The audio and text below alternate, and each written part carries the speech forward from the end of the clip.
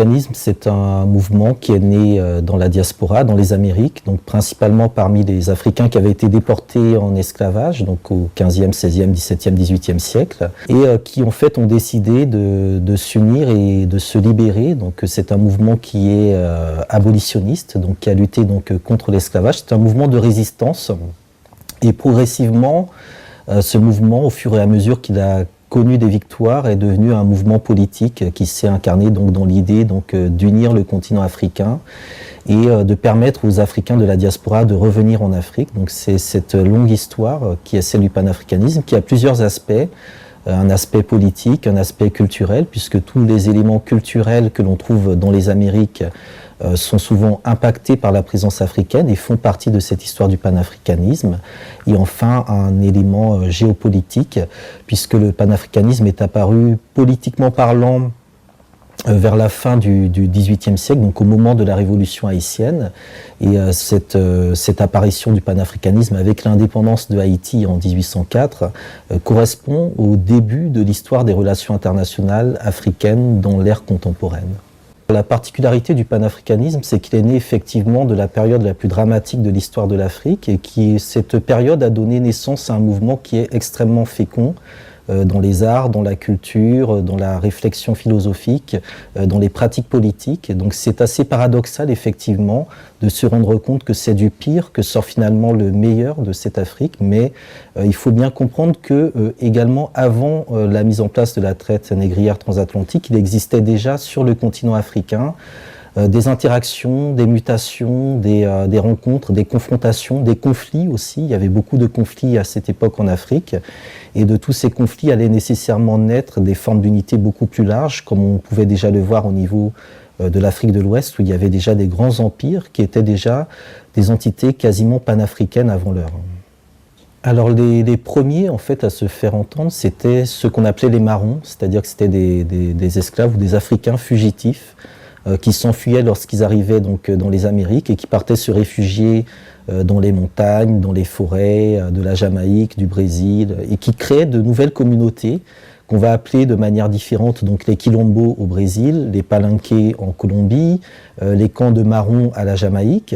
Et dans ces communautés, en fait, ils recréaient des sociétés, des micro-sociétés africaines dans lesquelles ils mettaient en place des organisations politiques, des systèmes sociaux très perfectionnés. On sait par exemple que dans les sociétés marrons, notamment de la Guyane et du Brésil, le taux de mortalité infantile était inférieur à celui que l'on connaissait dans les grandes villes européennes de l'époque au XVIe, XVIIe siècle.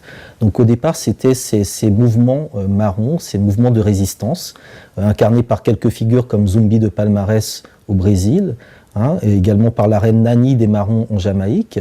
Et puis la véritable rupture intervient avec la révolution haïtienne, donc 1791-1804, avec la figure de Toussaint Louverture, qui va être le grand homme de cette révolution, qui va défier Napoléon, et qui sera ensuite donc capturé et envoyé, donc déporté en France. Et les généraux vont reprendre la lutte de Toussaint Louverture, et donc Haïti devient indépendant en 1804.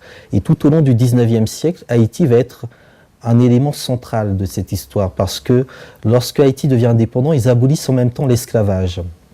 Et c'est la première révolution victorieuse d'esclaves dans l'histoire de l'humanité. Et Haïti va devenir un exemple pour tous les peuples noirs, notamment des États-Unis d'Amérique, qui vont voir dans cet exemple un modèle de liberté.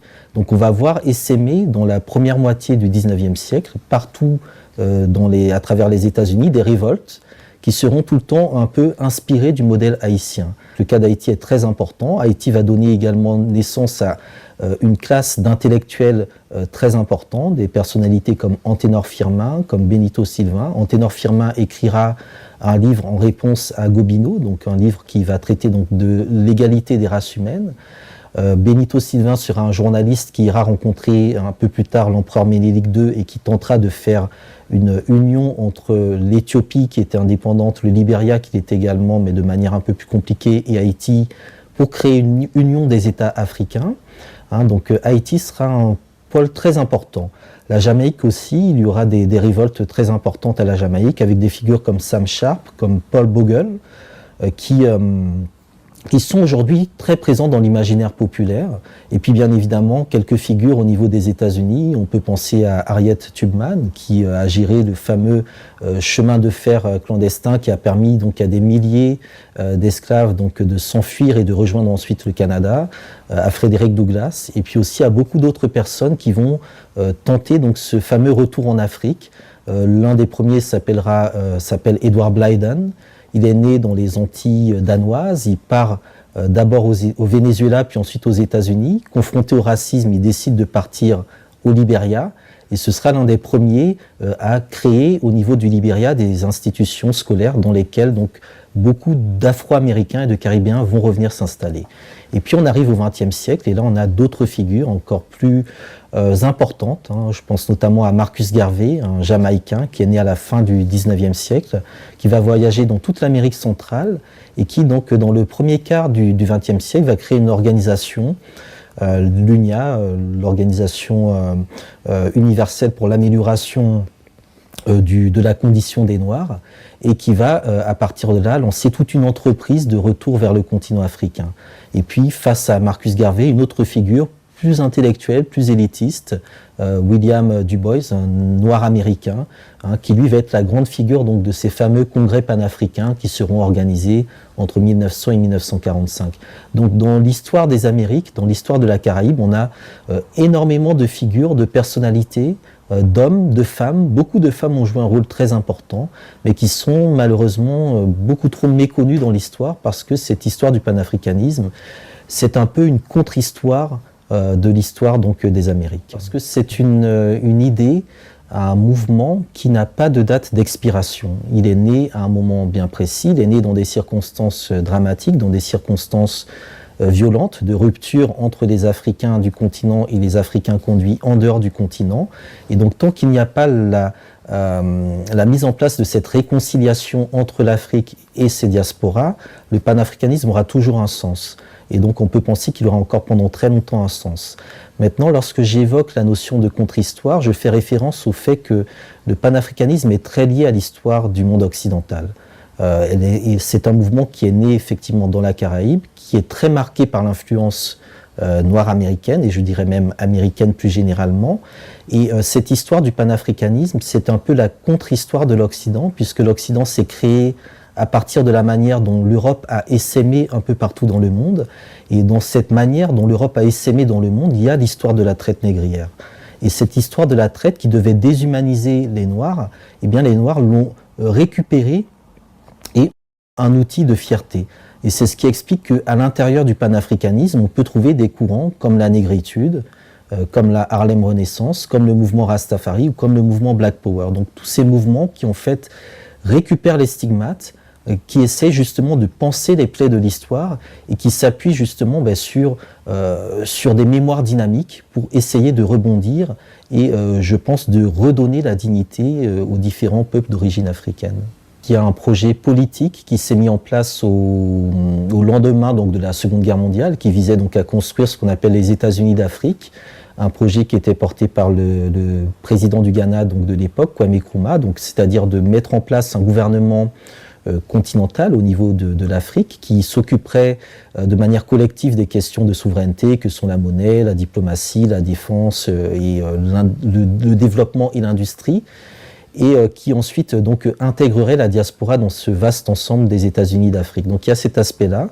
Malheureusement, on en est encore loin parce qu'avant d'arriver à cet aspect, il faut tout le travail historique et je dirais même mémoriel. On a besoin de connaître cette histoire, on a besoin de la diffuser au maximum parce que dans cette histoire, il y a beaucoup de malentendus, il y a beaucoup de vexations, il y a beaucoup d'humiliations, il y a beaucoup de divisions, y compris entre l'Afrique et sa diaspora, beaucoup de rumeurs qui disent que les Africains auraient vendu leurs ancêtres, etc. Donc beaucoup de choses aujourd'hui à déconstruire pour faire en sorte qu'il y ait des relations de confiance à la fois entre le continent et sa diaspora et que l'Afrique aujourd'hui, dans son projet d'unité, soit en mesure de comprendre que cette unité passe nécessairement par l'intégration dynamique, effective de la diaspora à part égale avec le continent. Donc je ne pense pas que le panafricanisme ait en soi une fin, dans le sens une date d'expiration, parce qu'en même temps il se recycle.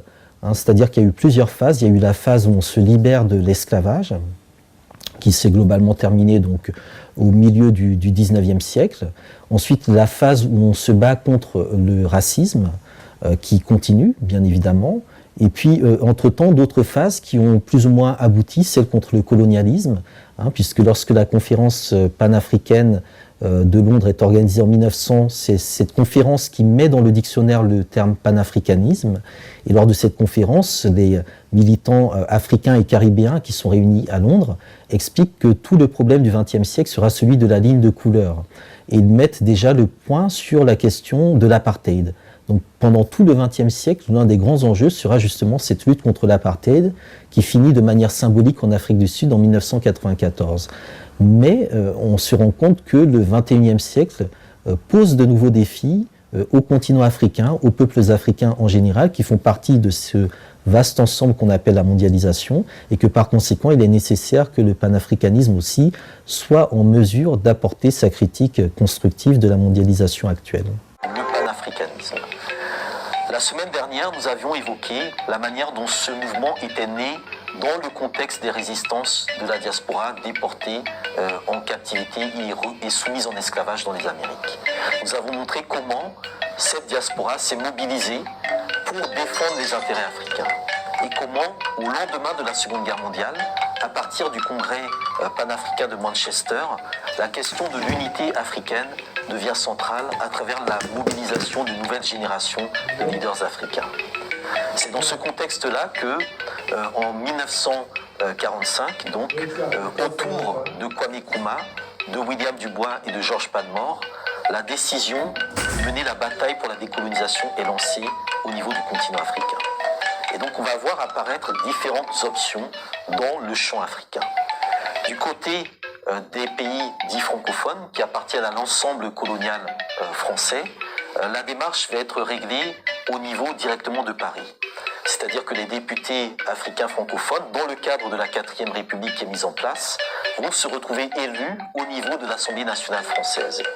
Et donc en 1946, en octobre 1946, ces députés africains, pour la plupart, vont se réunir dans le cadre d'une formation interterritoriale, un regroupement interterritorial de partis politiques qui va prendre le nom de Rassemblement démocratique africain. C'est dans ce rassemblement-là que l'on trouvait donc notamment le PDG de Sékou Touré pour la Guinée, le PDCI de Houphouët-Boigny pour la Côte d'Ivoire, l'Union démocratique soudanaise de Modibo Keïta pour le Mali d'aujourd'hui, mais également l'Union des populations du Cameroun, de Ruben Ouniobé, et un certain nombre d'autres mouvements qui vont être présents notamment dans les luttes des années 50 pour obtenir les indépendances. C'est la position, je dirais, des francophones, comme on dit. De l'autre côté, nous avons les dirigeants anglophones, les leaders anglophones qui, eux, retournent directement sur le continent africain. Parmi eux, Kwame Nkrumah, qui rentre au niveau de la Gold Coast, le Ghana actuel, et qui va, en 1951, se présenter à des élections et les remporter. Il remporte donc le contrôle du gouvernement colonial et en 1957, il proclame l'indépendance du Ghana. L'indépendance du Ghana est la première indépendance d'un pays au sud du Sahara. Et ce qui est très important à comprendre, c'est qu'elle s'inscrit dans une géopolitique continentale africaine qui est marquée par plusieurs éléments. Vous avez la guerre d'Algérie. Donc les nationalistes algériens depuis 1954 sont en guerre contre l'État français pour arracher leur indépendance. Vous avez dans la foulée, en 1955, la guerre du Cameroun. Donc les nationalistes camerounais décident également de prendre les armes pour se libérer de la tutelle française, tout en appelant donc aux Nations Unies. Et vous avez également, sur le continent africain, un certain nombre de contestations de l'ordre colonial. Et dans ces débats se pose la nécessité de fédérer les forces. Et donc la position de Kwame Nkrumah, lorsque le Ghana devient indépendant, va être de dire que l'indépendance du Ghana n'est rien sans la libération et l'unification totale du continent africain. Et donc l'indépendance du Ghana ne sera complète que lorsque tout le continent africain sera libéré et uni. Kwame Nkrumah, j'y reviendrai lors de la prochaine émission en m'attardant davantage sur son profil, rend au Ghana son nom originel en donnant le nom d'un empire d'avant la colonisation, instaure un drapeau dans lequel est plantée l'étoile noire de Marcus Garvey et développe une diplomatie qui vise tout simplement à rallier les autres pays indépendants sur sa propre ligne. L'un des premiers pays vers lequel il est en lien, c'est l'Égypte de Gamal Abdel Nasser, qui, quelques années plus tôt, a pris position pour une véritable souveraineté économique en nationalisant le canal de Suez et en accueillant sur son territoire, donc notamment au Caire, un certain nombre de mouvements de libération nationale. Il y a également des liens avec la Tunisie et le Maroc qui ont pris leur indépendance également en 1956. Tunisie dans laquelle on trouve notamment une base arrière du FLN algérien, dans laquelle exerce notamment le médecin engagé Frantz Fanon. Donc Nkrumah est un peu la cheville ouvrière de la construction d'un projet d'unité continentale embryonnaire. Ce projet va acquérir une dynamique particulière en 1958. Que se passe-t-il en 1958 ? Le général de Gaulle est rappelé au pouvoir en France dans le contexte de la guerre d'Algérie. Il va proposer une nouvelle constitution, dite de la Ve République, dans laquelle il propose le projet de communauté franco-africaine. Et donc tout au long de l'été 58, il se rend dans plusieurs capitales africaines, notamment à Antananarive, Brazzaville, Dakar et Conakry.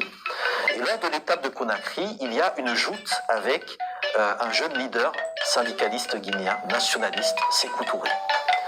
Lors de cette joute, Sékou Touré dit très clairement que nous préférons l'indépendance dans la pauvreté à l'esclavage dans la richesse. Immédiatement, il y a une rupture qui intervient avec la France et la Guinée est le seul pays qui dit non au référendum et qui prend son indépendance le 2 octobre 1958. Immédiatement, le Ghana de Kwame Nkrumah va tendre la main à la Guinée de Sékou Touré en proposant d'aider la Guinée à rentrer dans sa nouvelle ère d'indépendance. Et donc le Ghana fera un prêt financier à la Guinée de Sékou Touré.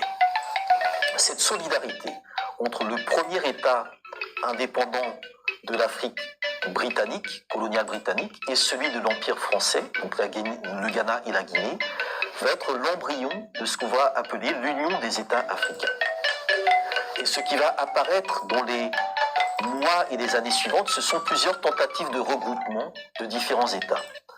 L'une de ces tentatives sera notamment la Fédération du Mali, entre le Sénégal actuel et le Mali actuel, qui ne tiendra pas très longtemps et qui amènera donc à l'indépendance du Mali sous nom français et donc également à celle du Sénégal. Une autre tentative était celle du Conseil de l'Entente, qui devait réunir donc la Côte d'Ivoire, la Haute-Volta, l'actuel Burkina, le Niger et le Dahomey, l'actuel Bénin, pour justement court-circuiter le projet de fédération du Mali. Donc on voit dans cette période un certain nombre de regroupements qui se mettent en place entre les différents États qui sont en train d'accéder à l'indépendance. Les indépendances qui, dans le cadre francophone, sont plutôt contrôlées par Paris, dans le cadre notamment de ce qu'on appelle les accords de coopération. C'est-à-dire qu'il vaut mieux que les anciennes colonies françaises, dont les intérêts français, restent liées à Paris, plutôt qu'elles s'unissent entre elles. Et donc on a, dans le modèle de décolonisation de l'Empire français, un certain nombre d'obstacles qui se posent au panafricanisme, qui est le projet d'unité africaine et donc de réunir les États africains dans un seul et même ensemble. Et la difficulté la plus grande sera ce qu'on appelle la balkanisation de l'Afrique occidentale française, AOF, et de l'Afrique équatoriale française, en une douzaine d'États indépendants, mais dont la souveraineté est largement amputée, notamment sur les volets économiques et financiers et monétaires, militaires, diplomatiques, politiques et culturels. Par conséquent, le défi de l'unité africaine devient de plus en plus compliqué. Et il va s'aligner sur d'autres enjeux géopolitiques. Le premier enjeu, c'est le soutien à la France ou pas dans le contexte de la guerre d'Algérie. Le deuxième enjeu, c'est le positionnement par rapport à la demande du Maroc qui réclame le retour à ses frontières d'avant la colonisation, d'avant le protectorat, frontières qui vont jusqu'à la frontière avec l'actuel Sénégal et qui inclut donc la Mauritanie et ce qui est aujourd'hui le Sahara occidental. Troisième cas, c'est la crise qui éclate au niveau du Congo belge, avec notamment le renversement de Lumumba par des forces réactionnaires. Et donc ces trois situations, donc la question de la guerre d'Algérie, le refus de reconnaître l'indépendance de la Mauritanie et la crise du Congo, vont amener les États africains à s'aligner en différents groupes. Un groupe qui sera dit le groupe de Brazzaville, qui va réunir principalement les anciennes colonies françaises, moins la Guinée et le Mali, qui soutiennent les positions françaises concernant l'Algérie française. De l'autre côté, le groupe de Casablanca, qui se réunit notamment autour du Maroc et qui réclame justement que l'on repense les frontières héritées de la colonisation et qui inclut notamment le Ghana de Kwame Nkrumah, la Guinée de Sékou Touré, l'Égypte de Gamal Abdel Nasser. Le groupe de Brazzaville va ensuite s'élargir et devenir le groupe de Monrovia en incluant quelques pays anglophones. Et donc en 1963, lors de la conférence d'Addis Abeba, qui était une conférence prévue au niveau du groupe de Monrovia, Haïlé Sélassié, l'empereur d'Éthiopie, va utiliser son prestige pour inviter l'ensemble des pays indépendants de l'époque, sauf l'Afrique du Sud évidemment, de l'apartheid, à Addis Abeba lors d'une conférence. Et c'est au terme de cette conférence-là que sera mise en place ce qui est donc l'ancêtre de l'Union africaine, à savoir l'Organisation de l'Unité africaine. Il faut savoir qu'on est dans un contexte 1963 où l'Europe est divisée par le mur de Berlin. Et donc pour les Africains, il s'agissait de manière symbolique de montrer leur unité.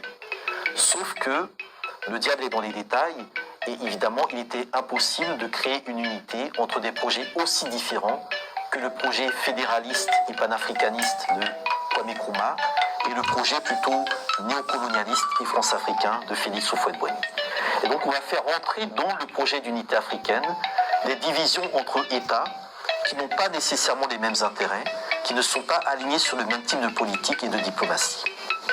Par conséquent, l'OUA va être quelque part empêchée de donner sa pleine mesure par rapport au panafricanisme.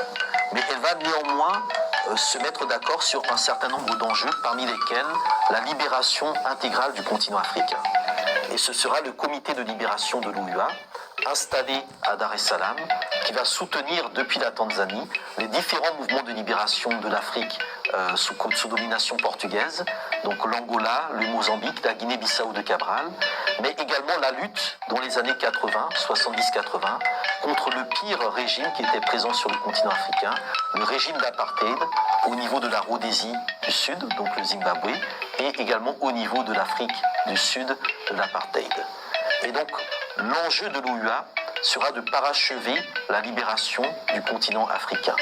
La question de l'unité, la question du développement, notamment économique, la question également de la sécurisation du continent africain vont être quelque part mises de côté et constitueront les problématiques actuelles que nous avons encore aujourd'hui à régler du point de vue de l'Union africaine. Ce projet d'unité africaine, Nkrumah était celui qui le portait de la manière la plus forte et la plus vibrante. Avant de se rendre à la conférence d'Addis Abeba, il avait rédigé un ouvrage intitulé « L'Afrique doit s'unir », dans lequel il exposait sa vision de l'unité africaine.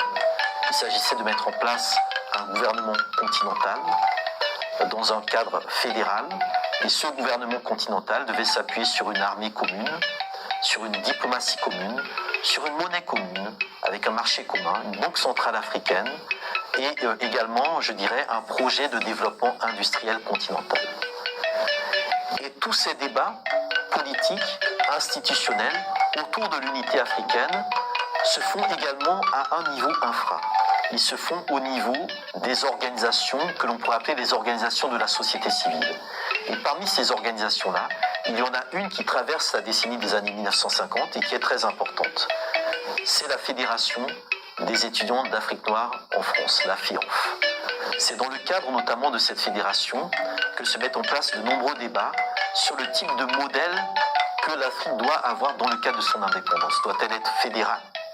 Doit-elle être confédérale?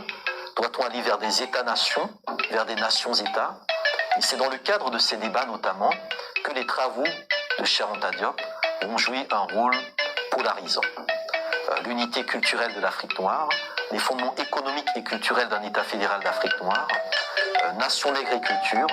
Donc tous ces ouvrages vont être dévorés par des étudiants originaires de tout le continent africain qui se retrouvaient en France pour débattre justement des modèles que devait adopter leur pays et de la forme d'unité africaine que devait suivre le continent dans le cadre de son indépendance.